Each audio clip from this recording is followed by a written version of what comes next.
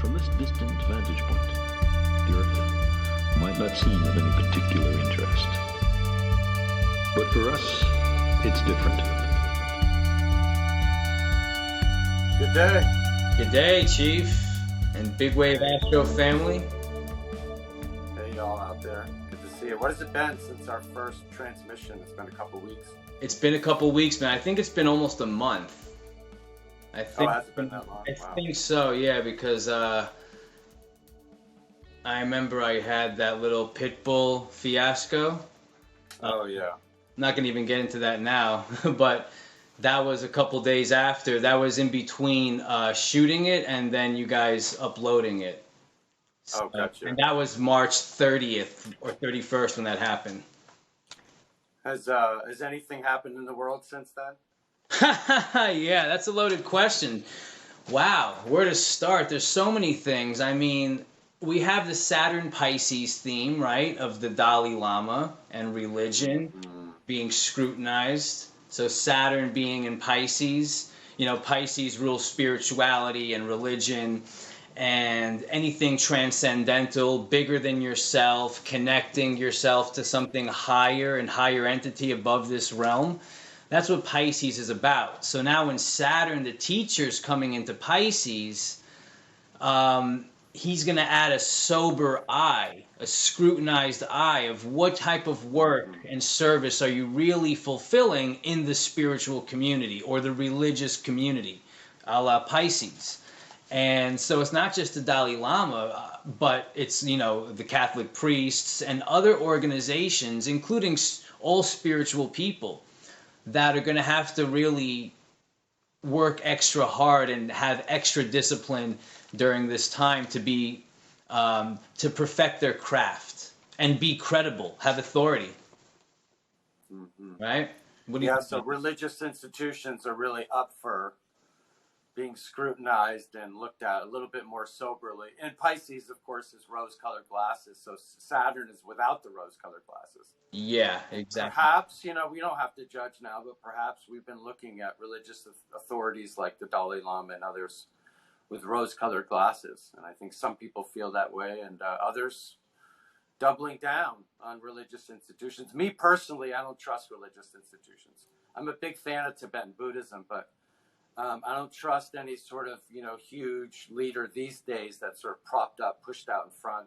Yeah. And says, you know, and, you know, there's a lot of questions around recent history with the Tibetan culture and nation and how that all kind of panned out and stuff. And, you know, and it's interesting. I was thinking about Saturn and Pisces because Pisces is known to be the least judgmental sign. That's right. Yeah. But Saturn and Pisces is kind of like, you know, we're not going to really judge it ourselves, but we're going to show you some things and we're just going to let you decide softly and sweetly. So it's kind of, in a way, it's like not super pushy. Yeah. You know, and there's like some subtlety to it. And Yeah. kind of, well, you know, you get to decide. It seems like people have made their decision on that one, but that was a huge event. Another event that's happened was these big media shakeups with Tucker Carlson, who arguably, you know, whether you love Tucker Carlson or you despise him, I personally have loved a lot of stuff he shared and really was triggered by a lot of stuff he shared. I kind of, both sides of the fence there, but he's arguably one of the biggest talking heads out there. Yeah, he is. And he just got fired from Fox for inexplicable, mysterious reasons. And the reason I say that is because we're tracking, on BigWaveAstro, we're tracking Pluto and Aquarius, which has begun its transit in Aquarius, and of course will be retrograding soon. I'll have you talk about that in a minute. But with Pluto and Aquarius, that really activates the third house of the United States chart. That's the right. USA chart. And the USA has a huge media power structure. Oh, yeah. That has come into really strong question in the last several decades, really.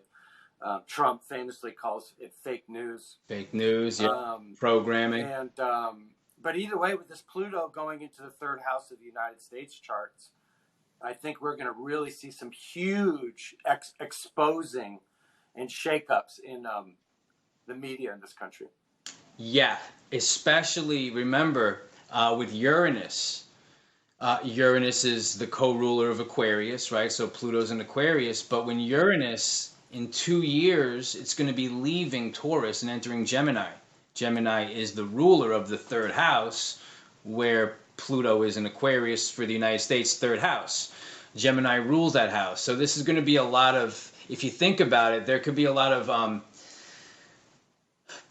power dynamics and rebellion around information. What's true? What's not true? What type of information are we allowed to learn about or allowed to be dealing with? It's going to be like a war on information.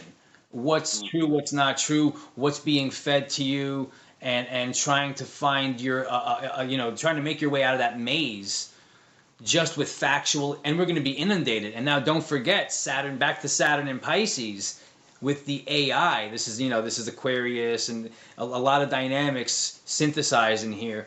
But with the AI, we now have to worry about what's real and what's not real when it comes to photo images or things that are written down, a story. AI can make a painting in 5 seconds. Mm-hmm. And we just don't know what's authentic anymore. So with Saturn in Pisces, Pluto in Aquarius, there can be power and control through technocracy, being controlled through technology, right? Of course, we're going to get into finances in a bit. But this is just... What did you say was going to be in Gemini again? Uranus is going to be moving into Gemini. Okay, so when I think of that, I think of, and it relates to what you just said, next level hijinks. Yeah. But with media, with AI, there's going to be a whole another level of trickery. Because people have to remember, Pluto is power, and we're moving from Capricorn to Aquarius, which is top-down power, to bottom-up power. Yeah. The power structure, the control structure is still terrified of the masses of society and humanity and wants to maintain the grip of control. And it's always been through the narrative, through the mind. Yeah. Control through the mind, through the media, through the fake news. And with Uranus in Gemini, which, by the way, the United States chart has Uranus in Gemini. And the moon in Gemini. No. Uranus in Gemini. Yeah, you're right. No, and Mars, I think. Mars in Gemini also? Yeah, I think in the 7th house. So okay. Either way, for sure Uranus, and for sure Uranus. That makes me think of the intelligence agencies and the hijinks. CIA, all of propaganda and storytelling and fake news and getting people to believe certain narratives. Oh yeah. And people are waking up from that. And that's going to be what it is. It's going to be the reawakening, the renaissance. Especially think about it. Aquarius is an air sign, mental. Gemini is an air sign, mental. The great conjunction, Saturn and Jupiter, for the next 200 years, they're going to be meeting up in air signs. They just met up at Aquarius. Thought revolution. Yeah, exactly. Revolution in thinking. Speaking of that, Uranus is in Taurus right now. And I know you want to say something about the Mercury retrograde that made contact with Uranus and Taurus. Now it's retrograding. And I don't know if our audience knows, but Uranus is considered the higher octave of Mercury. That's so right. They're kind of like working together in a way. And now Mercury is retrograde in Taurus, but I had kind of a realization this week that with Uranus in Taurus, so much of this revolution in Taurus now, or this revelation or this liberation, is really bringing us back to common sense. That's right. Simplicity, common sense. Simplicity. Nature. Grounding, yeah. Nature. Here's a good one. The body knowing. What is your thinking might know something, but what does your body know? Getting centered in the body, the core. Being grounded. Healthy. Grounded common sense is the revolution in a sense right now. But then, like you said, Uranus is going to move on to Gemini. That's when things will really pick up. Do you want to mention the Mercury retrograde at all? Yeah, real quick. So, Mercury retrograde, ultimately the dates are April 21st is when it started, the day after the solar eclipse, until May 15th when it stations to go back direct. And it's going from 15 degrees back to 5 degrees of Taurus. So when it went retrograde, it was around 1.5 degrees away from Uranus. So it got Uranus involved in the mix. So with any retrograde, you want to review and go over Taurian-related topics and Mercury-related topics. So how you communicate, what you're communicating about, how you make money, how do you deal with money and possessions and values, your self-worth, redefining and reflecting on simplicity, grounding, getting back to nature. Also, with because it's attached to Uranus, there's going to be a lot of revolutionary changes down the line. Because it was right after and in between eclipses, right after the solar eclipse, and we have the lunar eclipse coming up, so it's right in eclipse season. It's going to be a lot of stuff that this transit is taking on in the next year or more. So there's a restructuring of how we center our lives, how we have value, what we give value to, what's really important to the core dynamics of an individual. This word pops up: revaluation. Reevaluation, yeah, reevaluating, and how we grow food is a big one too. Especially with Uranus involved, there's going to be new ideas, new downloads. Uranus and Mercury. How do we redo something? Rethink the easy things. Take the easy Taurus simple things and just tweak it a little bit to make it more genius, more efficient, more better energy sourcing. You know, how you grow food, what makes you comfortable, redefining, taking it slow. Which, by the way, being present. Which, by the way, when we see Bill Gates, yeah, and other folks like that bringing out their new meat that they 3D print for you or whatever, that's very much them knowing this is the time to roll out their garbage. That's right. New food, the stars, technology they obviously food. They brand and trend and deliver, roll out their trends, so-called trends, yeah. Their things, their garbage, along with the astrological trends too. Yeah, so even Bill Gates is innovating. I'm not touching that stuff. Yeah, not right now. Yeah. Okay, so yeah, that's what we want to do, and also remember, big picture, retrograde, Uranus, solar eclipse. This is going to affect the economy and the currency. I'm pretty sure. I'm having strong feelings about that. It's going to affect. We're talking a year or two down the road or sooner. Yeah, the economy and also how we. Can I simplify something about that? Yeah. So just from my tracking, I'm going to kind of Taurus simplify this, but what I'm seeing is there's two timelines now. There's like the Klaus Schwab reset, which is the central banks, the classic Rothschild-driven kind of stuff.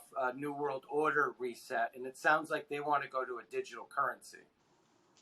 And it sounds like I'm also sensing it's gonna be an oopsie doopsie.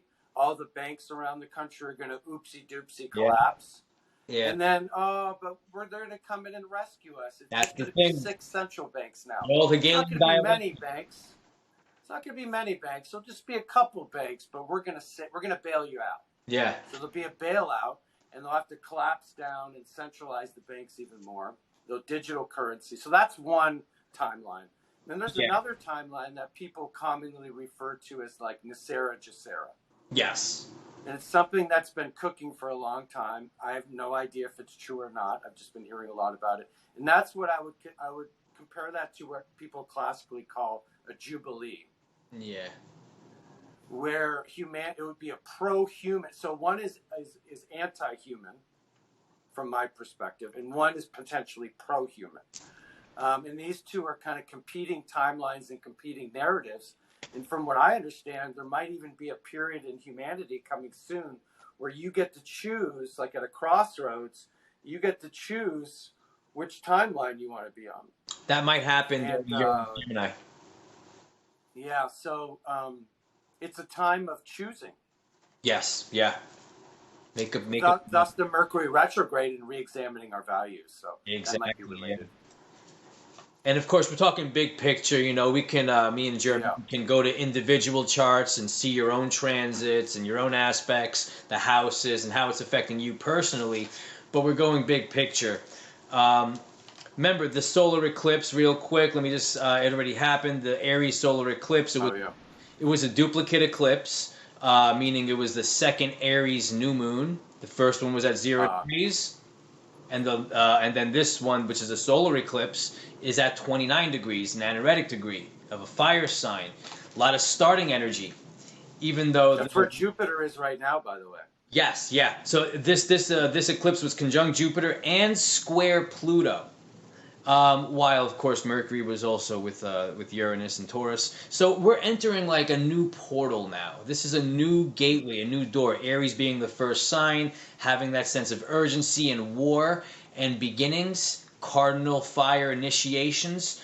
So we're entering a new portal, new doorway, new gateway. We have to be more pioneering, especially now that Jupiter became a morning star. Jupiter's in Aries, and it just became a morning star, meaning the sun passed Jupiter, and now Jupiter's a morning star rising in the morning in Aries. Oh, wow. So it's having this like grand excitement, like, great, let's get something started. So Mercury's retrograde, though. When Mercury starts going direct, Jupiter's going to enter Taurus and then really start to solidify things for the next year. But right now, the ideas that we're having, I think it's beautiful. It's sort of like a renaissance. Well, it's so interesting because we are being called and inspired to act and initiate and pioneer, be brave. I put a Facebook post the other day. I think you liked it. Yeah. It said something like, reality with a small r is not keeping up with reality. Reality right now is not keeping up with reality. And so the reason I say that is because it takes a lot of bravery to act right now in a time when reality is not even keeping up with reality. There's this like, there's not a glitch in the matrix. There's like glitches everywhere in the matrix. Like, and so things are like discoherent, you know? And that means I just got a flash from the Star Wars movie. Remember when Yoda is kind of teaching Luke and he's like blindfolded him? Yeah, sure. And he says, you still have to like fight and hit your target and do all this stuff with your lightsaber, even though you can't see. Use the Force, Luke. Use the Force. Yeah. And it feels a little bit like that now. We kind of have to basically use our intuition and whatever superpowers we've accrued. Exactly. Yeah, that's true. And a lot of times we don't know our superpowers, or we are scared to act on them. And there's a lot of self-trust. Mars is moving into Leo. Venus is going to come into Leo soon too. So there's going to be a lot of stances on courage, especially when Venus goes retrograde in Leo. But with Mars and Venus in Leo, you want to see, what do you stand for? What's your fight? Do you have a dog in the fight? Do you have heart? Are you willing to be validated in this existence, or do you just want to be? Do you want to leave a legacy? You know, what do you want to do? And also with Pluto in Aquarius, opposite Leo, it's about networking. The power is going to be in we the people. The power is going to be in the groups. The power is going to be in innovative thinking. May 19th, there's a Taurus new moon. May 19th is a Taurus new moon, and it's going to be square, right? It's going to be square Mars at the beginning of Leo and square Pluto at the beginning of Aquarius. So it's going to be like a grand fixed cross with this Taurus new moon. I'm sorry, a T-square. So keyword fixed. Fixed, yeah. Very, very heavy about what is it that you value, and there's a lot of staying power with this. So this is definitely opening the gates of what people are starting to desire and what they're placing values on. People are thinking differently. They're not into the old distractions anymore. Too many distractions. People have to focus on something and build the garden. Take action. Partner up. You have to partner up with someone or a group of people, because that's where the power dynamic's going to be. Social media, technology, learning how they're using AI against us, and how can we use it for us. Even without AI, just technology in general. finding it's new like ways. it's like starting to build this resilience now Yeah, yeah, exactly. for this 20 years that Pluto's going to be in Aquarius, getting some early whiffs, some early hints as to how to position yourself. Like someone, what do you think about this? Someone mentioned that if you're not on social media somehow, like using technology to kind of get out there, in a way, not literally, but in a way, you won't exist anymore. Do you know what I'm saying? In a Because of big the social technological dynamic, era. yeah. Yeah, it's going to be because that world of internet social media is getting so big and powerful. Yeah. You might not have a Yeah. voice if you're not on that platform. Yeah. And then, yeah, exactly. And so, in a way, you'll kind of get left behind. But then, if you are going to engage, which we're beginning to engage, and you've been engaging for a while now, how do we want to do that? How do we want to leverage and become empowered by it rather than fall into this sort of shadow, shady, magnetic stuff? And I would say the biggest advice that I give myself is to stay as conscious as possible. Because with Pluto and the magnetic power of Pluto is it can lull you into this attractive sense of power and desire, and you begin, as you move towards it, you kind of become less conscious. And so you have to kind of keep that light burning bright as you move through some of these shadows, valleys. Speaking of shadows, the Scorpio lunar eclipse is a big thing that's coming up also. Yeah, talk about that. All right, so okay, Scorpio, the big bad zodiac that everyone is always interested in hearing about. Right now, K2 or the Dragon Tail or the South Node, that is in Scorpio, while the North Node's in Taurus. These are how long have we been doing this in Scorpio, South Node? That I think Scorpio. it stays there for 18 months. I think we're at least 16 months in. I think around June or July. It's going to enter. This is the culmination. This is the culmination. Yeah. This is the very end of the last couple months of Taurus and Scorpio nodes. We will have. This is the last Scorpio eclipse for at least 9 years. Okay, this is the last Scorpio eclipse for at least 9 years. We're going to have another Taurus eclipse later on in the autumn, but that's it for Scorpio. So remember, it's the dragon tail. Picture I drew of Rahu Ketu. It's the South Node. It's the South Node. It's the bottom. Integrating and releasing. And one thing through the sign of Scorpio. Exactly. And one thing that Scorpio represents is that release. South Node also represents that release. They both have that similar purging. What are you getting rid of that you don't need in your life anymore? And this is also very much related to partnerships, friendships, the energy that we exchange with other people. Let's add something to that, though. Yeah. It's not casually those things. This is deep, Scorpio things that we've held on to. Emotions. Emotional connection, water, but it could be associated with objects or friends, right? Of course, It's what we don't, it's often toxic that we cling on to. Yeah, but we don't actually need. So it's like opening your hand and letting something go that we just not serving us anymore. Exactly, yeah. Also, there could be some hidden AI because remember, Pluto rules Scorpio, Pluto and Mars, but Pluto is in Aquarius, right? Pluto's in Aquarius, so it's going to be there for a while, and there could be hidden technology that goes against us, or hidden technology that people are finding out about, maybe that we used to have, atmospheric technology. The higher up you go. Oh, yeah, that's been coming up.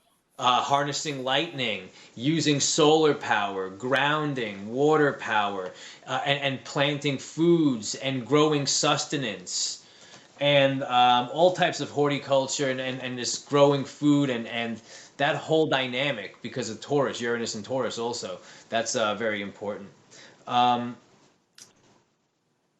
What else? Oh yeah, another important thing also, and I guess this would also tie into the Scorpio lunar eclipse and Pluto in Aquarius, is around the world, places like I had it written down: Sudan, Peru, Israel, South Africa, so many more places. There's riots and revolutions on the daily, whether people know it or not.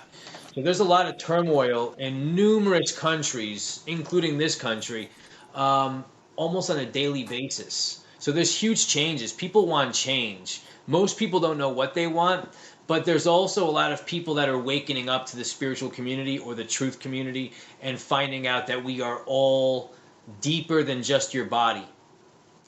There's a deep essence that, and there's a guidance. The creator, God, creator, higher self, whatever you want to call that activation, that transcendence, there's a pattern and a guiding essence to it that we all have an energy to, a source to tap into. We can all tap into that. And there's a lot of people. Hey, along those lines. Yeah. Oh, I was just going to say along those lines. Well, finish that thought because I was curious where you were. No, I was going to say that we all can tap into, and there's teachers and people like me and Jeremy that are willing to help, but also to learn from other people. Remember, the Pluto and Aquarius, we have to network and work together as a team, as a community, as social media friends, in person, all that stuff. Yeah, and I was just going to say a couple things, but on that specific point, the one thing that I'm really watching closely is how the power structure, more than ever, is using what we've talked about before as fake tricks influencers. They're kind of these prop influencers they put out there. And whether it's political or social or cultural, and Terrence McKenna has a famous quote that culture is not necessarily your friend. Yeah. And I think a lot of culture is they like to control groups by using these phony, inauthentic influencers because they really want to divide and get a food fight going, and they want to divide. And exactly. I think staying conscious is really important. Choosing groups and friends is really important with Pluto and Aquarius, but in networks. But I would say, divided we're weak and together we're strong. And so I think as humanity as a whole, I don't think we should fall for the divide and conquer thing. And I think that's going to be on overdrive with the AI and with the high-tech delivery. So and that's one thing I wanted to say. I wanted to say something else about this lunar south node eclipse in Scorpio. Is one thing is Mars is in Cancer, and it's going to be in mutual reception with the moon. That's because right. The moon is rules Cancer, and Mars rules Scorpio. So they're in mutual reception, but they're both in their fall. They're both in their fall, yeah. So someone described this, I don't know where I heard this, but it's funny. Described it like two really drunk people helping each other home. Yeah, because they are helping each other. They're drunk, but they're helping each other. They're assisting each other. That's the important thing, yeah. Because they're trying. Exactly. So Mars is going to be helping the moon. But, it has themes of Mars, which is security, emotions, has themes of Scorpio, survival, time to protect the family. So time to fight for your family. We're going to see more of this financial upheaval. Scorpio rules currency, like money, and Taurus as well. And it's going to hit some of these raw nerves of survival. And it has for the last, there's so much uncertainty out there. And so that's going to really peak out, I think, with this. Oh, the other thing I wanted to ask you, this is a question. Do you think that solar eclipses, of course, are powerful, but that lunar eclipses are more personally felt than solar eclipses in general? Lunar eclipses might be felt maybe a little bit more just because it is the moon and it's full, as opposed to the solar eclipse where the moon is new and it's still growing and you're trying to gather things to grow and to initiate, to start. While the full moon, you already are in that fight or in that argument or in the hospital room realizing, damn, it's a full moon, or damn, it's a lunar eclipse. Or you're feeling it deep emotional because it's the moon. And it's already full, as we said. So the cup is full, right? As opposed to empty new moon. Yeah. So it could be felt. So with that being said, I think this last solar eclipse in Aries, I think, of course, is going to affect our conscious knowing for the next 6 months, and the destiny shifts in our knowing and related to Aries in Jupiter. But with this lunar eclipse, I have a feeling it's going to be much more powerfully and personally felt and impacted. And if you haven't done the releasing work that you need to do, you're going to be assisted on doing that, sometimes in not so pleasant ways. Definitely. And then that will carry over for the next several months. How long will we feel that effect, do you think? The lunar eclipse? Yeah. At least 6 months. What are they off to? At least 6 months to a year. It's going to set off events, domino effect, and set off events for at least 6 months to a year. With lunar eclipse in Scorpio, do you think there's going to be another run on toilet paper? Oh my God, yeah. That's a good one. That could be something that comes back. But on a positive note, Jupiter enters Taurus on May 17th. And at the end of May, beginning of June, Jupiter's going to meet up with Rahu, the North Node. So Jupiter's staying in Taurus for a good year, from May to May. May 23 to May 2024. By the way, with my earlier suggestion that some people talk about this modern day Jubilee, that financial reset, that's pro-humanity. And of course, with Pluto, has a lot to do with money in Aquarius now. But my prediction is, if that's true, if there is a positive Jubilee pro-human financial reset, it'll happen during Jupiter and Taurus. Because Taurus is related to money, and it's also related to abundance. It's also related to... Taurus itself has a relationship with humanity. Yes. Like the Muggles, like just the common man, the Hobbit. Exactly. And so this is like a return back to a positive... When was the last time Jupiter was in? 12 years ago? Was it Had to be around 12 years ago. Yeah, every 12 years Interesting. Does a cycle. But yeah, definitely Jupiter represents, philosophy, spirituality, belief systems, expanding your thinking, meeting people from different cultures, different parts of the world. So when it's in Taurus, everyone needs to re-philosophize what they value, re-philosophize how they make money, how they spend money, what do they desire in life, their partnerships, what does it mean to be present? The philosophy of Taoism. We were speaking about this the other day. More people should study Taoism also during this Jupiter-Taurus time. So, deepening your partnerships, deepening your relations, finding mentors who provide stability. Thinking of how to grow food and how, the philosophy of everything Taurus, getting back to nature. The philosophy of going outside and grounding, sun gazing, putting your back to a tree, laying on the ground. So it's interesting. So it's interesting. Uranus has been revolutionizing Taurus. And then Jupiter's going to come in behind that. That's interesting. Yeah, exactly. Yeah, yep. Jupiter's gonna. Hey, do you want to do some? Yeah. Are there any other major transits or aspects that you felt really important to hit right now?